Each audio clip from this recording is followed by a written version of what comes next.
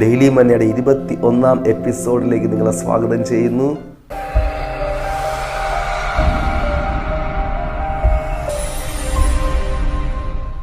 ഒരു വലിയ മലയിൽ ഒരു വലിയ കൂട്ടം ജനം തടിച്ചുകൂടിയിരിക്കുകയാണ്. പലരും പല ഭാവത്തോടുകൂടെ അവിടെ നിൽക്കുകയാണ്. ചിലർ വളരെ സന്തോഷത്തിലാണ്, ചിലർ ദുഃഖിച്ച് കരഞ്ഞുകൊണ്ട് നിൽക്കുകയാണ്, ചിലർ ജയഭാവത്തിൽ നിൽക്കുകയാണ്. അവിടെ ധാരാളം റോമൻ പട്ടാളക്കാർ തടിച്ചുകൂടിയിരിക്കുകയാണ്.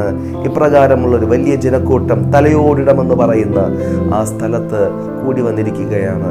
3 ക്രൂശുകൾ ഉയർന്നിൽക്കുകയാണ്. ആ ക്രൂശുകളിൽ നടുവിലുള്ള ക്രൂശിൽ കർത്താവായ യേശു ക്രിസ്തു, ആകാശത്തിന് കീഴെ ഭൂമിക്ക് മീതെ യേശു തൂങ്ങി നിൽക്കുകയാണ്. യേശു കർത്താവ് 3 ആണികളിന്മേൽ നിൽക്കുകയാണ്. പ്രിയപ്പെട്ടവരെ, നേരെ ശ്വാസം പോലും എടുക്കുവാൻ കഴിയാത്ത ഒരു പ്രത്യേക അവസ്ഥയിൽ, ഘോരമായ വേദനയുടെ മധ്യത്തിൽ കർത്താവായ യേശു എനിക്ക് വേണ്ടി, നിങ്ങൾക്ക് വേണ്ടി ക്രൂശിതനായിരിക്കുകയാണ്. രാവിലെ സമയം 9 മണിയായിട്ടുണ്ട്.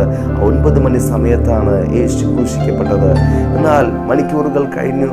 3 മണിക്കൂറുകൾക്ക് ശേഷം ആ ദേശത്തെങ്ങും ഘോരമായ ഇരുട്ട് വ്യാപരിക്കുകയാണ്. അതായത് നട്ടുച്ച സമയത്ത് ദേശം മുഴുവനും അന്ധകാരത്തിൽ ആഴ്ന്നു പോവുകയാണ്.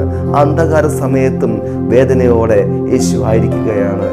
യേശുവിന്റെ തലയിലടിച്ച മുൾക്കിരീടം നിമിത്തം യേശുവിന്റെ തലയിൽ നിന്ന് രക്തം ഒലിക്കുന്നുണ്ട്. യേശുവിൻ്റെ ശരീരത്ത് ഉള്ള മുറിപ്പാടുകൾ ഗബദായിൽ വെച്ച് പട്ടാളക്കാർ യേശുവിനെ അടിച്ച 39 അടി നിമിത്തം ആ അടിപ്പിണരുകളിൽ നിന്നും രക്തം ധാരധാരയായി ഒഴുകുന്നുണ്ട്. തൻ്റെ ആടിപ്പഴുതുകൾ ഉള്ള കരങ്ങളിൽ നിന്നും കാലുകളിൽ നിന്നും രക്തം ഒഴുകുകയാണ്. പ്രിയ സഹോദരങ്ങളെ, ഈ രക്തം നമുക്ക് വേണ്ടിയാണ്, എന്നെ കേൾക്കുന്ന നിങ്ങൾക്ക് വേണ്ടിയാണ്.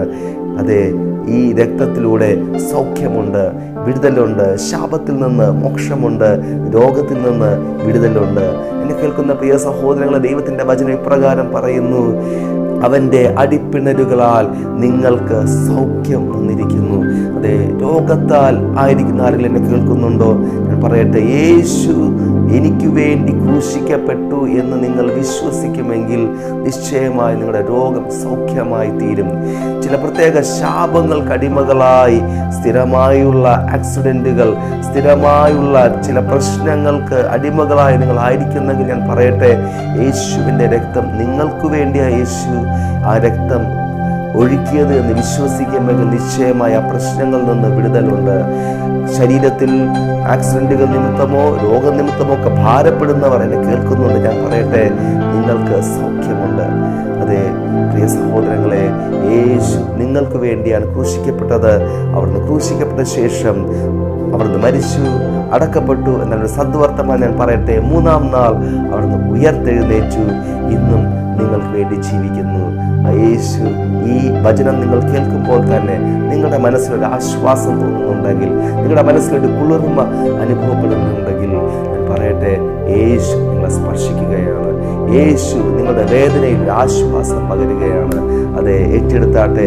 കർത്താവ് നിങ്ങൾ ആശ്വസിപ്പിക്കും. വേദന അനുഭവിച്ച കർത്താവിന് നിങ്ങളുടെ വേദനയുടെ ആഴം നന്നായി അറിയാം.